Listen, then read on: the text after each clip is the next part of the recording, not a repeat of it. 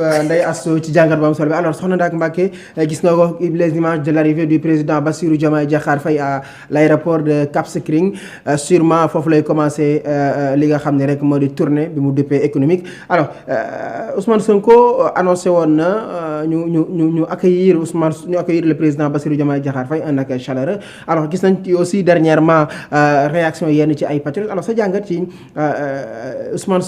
président son séjour en Casamance. Bon Abdou peut-être dama siy ñëwee ci 3 points. bi ci jiitu implication wu le premier ministre du Sénégal Ousmane Sonko. ba ca topp mooy 53,6 milliards de francs CFA suñuy koppar sa koppar. koppar yii ñuy suivre yi ñu dugal ci plan Diomaye pour la Casamance bi Abdou ba cay mujj. mooy peut-être militantisme bi ci dugg. Déjà commençons par le commencement. xam nga le président de la République son excellence le père de la patrie Bassirou Diomaye Diakhar Faye moom ginnaaw yàlla ak yonent bi moom bokk na si ñu naan budul woon Sonko. xam nga loolu moom wax dëgg yàlla lu mu naqaree dégg te muy dëgg ñëpp xam nañ ko. lu mu metti ñun ñii di ko toog di ko wax ni moom moo nu ko gën a xam ay soxnaam ñoo nu ko gën a xam ndekki ju juuf rakk ji moo nu ko gën a xam ñii def ay réunion nocturne kër professeur booba ñoo nu ko njëkk a xam ñii fi nekk itam di wax di sàngoo bukki xawma bukki yu sàngoo deru bëy ñoo nu ko gën a xam nga lu ñëpp xam jaru nga leen koy fàttali on n'a pas du tout à s'inquiéter ci benn mbir xam nga aujourd'hui dëgg la dañ wax tournée économique premier ministre dafa waroon ñëw man de je suis désolée de le dire Abdou. journaliste yi ma liiragum ak waxkat yi naan waa Ousmane Sonko dafa waroon dem accueillir ju Diomaye. démb ñoom ñoo ni Ousmane Sonko veut faire de l'ombre à Diomaye. léegi yéen Ousmane a décidé le premier ministre du Sénégal. ni il s'efface pour ne pas faire de l'ombre parce que nag nañu waxante dëgg quand on parle d'image et de présence. fu Ousmane daxaw keneen dootul feeñ julli it lu yàgg laa leen di fàttali ay it fii tout le temps ñu naan ani Ousmane fan la jullee mais yéen Ousmane bu génnee kenn dootul waxati julli bu président de la République le président de la République en décidant de faire tournée économie bam bii commencé que par le nord bi muy dem Matam di dem Rossa di dem Saint-Louis est-ce que Ousmane dafa ànd ak moom Ousmane Sonko boobu la njëkk a décidé ni du accompagner le président de la République ci tournée économique am parce que c'est au président de la République d'assumer les projets gouvernementaux Abdou Khadre donte ni lu ñëpp umpalewul ndax leer na ñëpp ni Ousmane Sonko en tant que le chef du gouvernement moom moo waral tournée économique bi Ousmane moo coordonné moo woote toutes les réunions relatives ak tournée bii nii primature la doon amee te premier ministre Ousmane Sonko moo ko doon présider mais léegi lan mooy problème bi Abdou le travail derrière maanaam travail bi tax tey jii ñu naan tournée économique am na mais Ousmane moo ko def ak équipe am ñoom ñoo woote réunion ñoom ñoo doon wax ak préfet yi ñoom ñoo doon wax ak élus yi ñoom ñoo doon envoyé ay courriel c'était le premier ministre Ousmane Sonko qui a organisé tout ça moo ko def bu Saint-Louis bu Matam bu Richard Toll maanaam tournée nord bi te moom moo waxoon le président de la République ni ko nu ñu commencé dans le nord parce que nee na acte la boo xamante ni souvent ñooñu dañ leen di fàtte ci ay programme ba nga fa demee lu ñu wax ñu ni am nañ benn usine pour soble foofu ci Richard Toll si la le président de la République waxee ni insuffisance ci wàllum riz dootuñu ko am ci lan waxee ni dinañ sax def le tout ba ñun Sénégal dootuñu importer ti Abdou ñoo ko wax bay dunde gi foofu le premier ministre Ousmane Sonko bindoon benn communiqué Abdou ba ci Facebook ma nga fa muy rafetlu nee na démarche bi nga xam ne gouvernement bi am na ko waaye léegi yow kooku bu demee Abdou liggéey ci nord bi waxuma laa nag liggéey ci centre bi wala west xam nga dafa am loolu ñu duppee ay pôle économique du pays 8 pôles la 8 pôles yooyu kat moo ko dessiné du Ousmane Sonko Abdou Khadre 8 pôles yooyu projet bu nekk kenn ku nekk dëkk bu nekk lan la nattal kan moo ko dessiné Ousmane la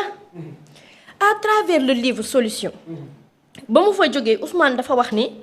projet bii nii dañ koy def ci à travers des actes on va agir ensemble mu ni Saint-Louis Nord Richard Toll ñoom war nañoo soxla lu toll ci peut-être ay 1000 milliards de francs CFA Ousmane bi mu toogee Abdou Khadre ak ñi dëkk Casamance ñëpp def nañ 3 mois de réunion chaque réunion du wax définir nañ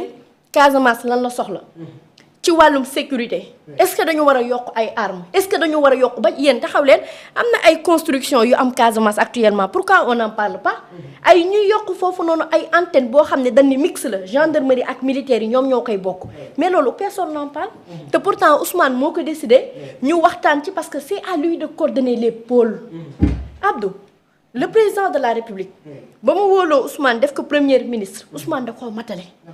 lu tax ñu naan la Ousmane kenn du ko gis kenn du ko dégg et cetera c'est parce que dafay liggéey nag Abdou mënut a boole bureau yu bëri mënut a boole fu président jógee nga ni danga koy topp Ousmane il n'est pas le suiveur du président de la République dafa am agenda président am agenda Ousmane agenda wa moo gën a métti ndax président protocole bi lu mu am ak moom mooy ñu dem inaugurer bés tàngam ngay dem heure bii ngay jóg kii ngay àndal point final alors que c'est Ousmane qui est derrière tout ça Abdou 8 pôles yi président nee na 8 pôles yëpp Ousmane a ko géré mais moo ko wax sénégalais moom moo leen wax ni leen gafa ga ciy dem sax Ousmane moo koy tànn Ousmane Sonko moo ni dañuy jël 53,6 milliards de francs CFA dugal ko ci pôle boobu nga xam ne moom moo jëm Casamance. léegi ci 53,6 milliards yi Abdou Khadre xam nga pour lan ak lan la sécurité ci la bokk. protection ci la bokk mais lu wàllu jëm ci wàllum santé ak yooyu yëpp ci li nga xamante ni moom moo di 53 yooyu noonu ci la nekk Abdou lii moo tax Ousmane a décidé de ne pas suivre le président parce que dafa nekk ci agenda ni mu nekkee di liggéey ci Casamance moom moo liggéey ci Casamance bi bu paree dafay dem liggéeyi ji ci est bii nii maanaam Bawol Kayoor beek yooyu noonu kooku am na lu mu tal lu dul dem naan day accueillir te moom à part le voyage officiel bi nga xamante ni président moo koy def moom mu dem ak moom ba ca kii ba tàggu ko nii kadine ko mu ni ko bye il n'est pas obligé d'assister à tout ça parce que dafa am ordre protocolaire bu ñuy respecté moo tax man dafay xoromu ci man bu ma déggee ñenn ñi naan Ousmane Sonko xamul lii nun koy waxatee xamul état waaw moom day souvent day ëppal ci mbir yi alors que ñàkk bañ cee ëppal ak xam état moo tax fu mu war a dem lay dem fu mu warta dem du fa dem Abdou concernant benn mbir boo xamante ni wax nga ko léegi muy l'aspect du militantisme aujourd'hui malheureusement Pastef est piégé xam nga lan mooy piège bi tey bu le président de la République di dem fenn nga gis le premier des ministres qui est Ousmane Sonko nekk protecteur nekk bouclier mais aussi le chef de file des patriotes mën a taxaw ni sénégalais yi surtout les pastéfiants sunu frère kat day dem tourner accompagner leen ko ce n'est pas anodin gis ngeen Ousmane du waxantu à chaque fois day jël ay devant wam te seetlu leen benn affaire saa yu nu junjee benn mbir wala saa yu nu waxee benn wax suñu demee avec le temps dinañ ko gis lan moo amul lenn lu taxoon mu ñëw taxaw mu ni ñu waaw yéen sénégalais yi surtout pastéfiens yi génn leen gunge le président day bañ ñu ni sabotage des pastéfiens dafa am ndax yaa ngi gis ñu commencé di bind le sabotage en place ak kii nu koy waxatee sax dañoo bëgg a hurler dañoo bëgg. dañuy continuer ci la sortie de Waly Diouf Bodian bi nga xam ne dafa am des politiciens yoo xam dañu génn ngir saboter la sortie du président de la République la tournée. waaw mais Abdou Khadre xam nga tournée économique kenn du ko dindi ci politique. loolu mooy dëgg. lu tax kenn du ko dindi ci politique. parce que ça a toujours été comme ça xam nga ñii ils sont des politiciens. les pastéfiens mënoo leen génne ci ñoom politique seen ADN politique moo ci ne gis nga Ousmane Sonko moom mooy le meilleur politicien actuellement de l'Afrique. boo koy présenté sax lan la lay wax pourquoi ñu boole ko ci les 20 personnes les plus influentes dans le monde. ñu boole ko ci 3 personnes yi nga xam ne ñoo gën a influent 20 yi dañ faa génn ñëw ci 5 yi gën a influent ñëw ci benn bi jiitu ci Afrique parce que c'est un stratège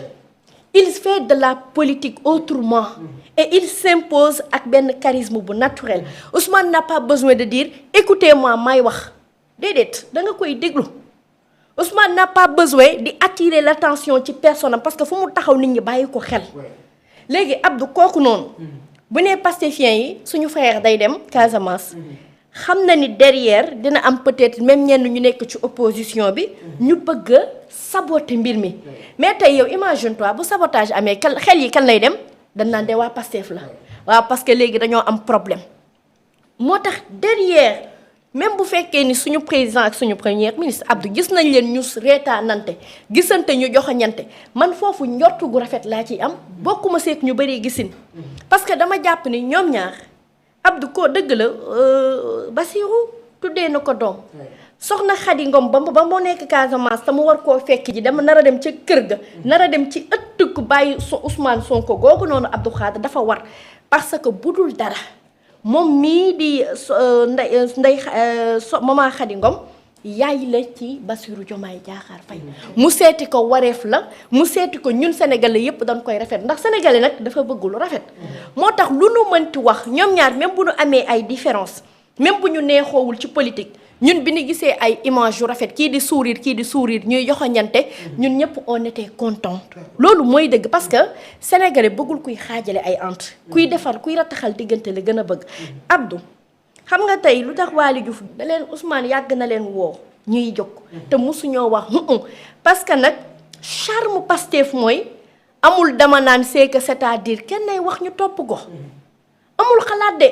le président de la République même Ousmane day wax ñoom ñëpp ñu àddu ca parce que moom le président c'est un militant de Pastef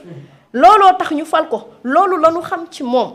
léegi nag tey buy dem Casamance ñu dégg ne ay nit a ngi jóg pour saboter Waly Diouf dafa alerter en tant que militant de Pastef pour attirer l'attention des Pastefiens ni leen erreur bu ndaw bu ngeen def ñu jiñ ko suñu leader nañu ànd accompagner suñu président de la République wax na ko ci fee bi nee na leen mbir mi tournée économique la tournée économique nag coordination la bu état bi di def te bu nu fàtte mukk ni tournée économique bii ça ne vient pas du président de la République ay waay c'est le premier ministre qui est derrière tout ça comme nag nit ki boo ko bëggee da nga koy bëggale li mu bëgg tey ñun amuñu surtout les Pastefiens ñoom amuñu naan Diomaye neex na ñoo mere nañ ko Diomaye ñoom luñ ko mere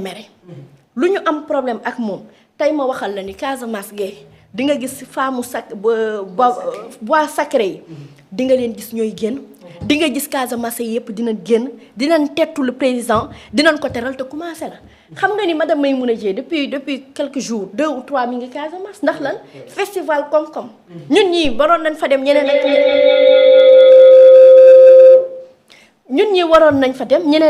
ñeneen pour te dire que actuellement ni ñëpp a ngi Casamance Abdou Khadre gis nga waa Pastef dafa am benn affaire bu ñu teel a comprendre ay Waly Diouf Bodian ay Ousmane Sonko surtout ñu dëkk ci zone boobu dañoo teel a comprendre ni am na ay opposants yu bokkul Pastef yu yoon nekkul ci xew mi mais teel nañ dajaloo pour ni nañu saboté bu ñu saboté rek ñu jiñ ko waa Pastef looloo tax nga gisaat waa Pastef jógaat ñoom itam dajaloo force ba moo nekkoon loolu dajaloo waat ni ñoom ñooy jëlal seen bopp en charge l'accueil du président ñoom ñooy ànd ak moom loolu kese la donc ñi ngi nii ànd accueillir ko continuer di ko gunge te dinaa la wax gis nga liñ ciy tiit du ci am ndax dina nekk tournée bu am solo le président dem ci zone yi mu war a dem président ñu nit ñi dalal ko mu dem def la mu fay def après mu ñibbi waat loolu kese la amul leneen. Merci beaucoup soxna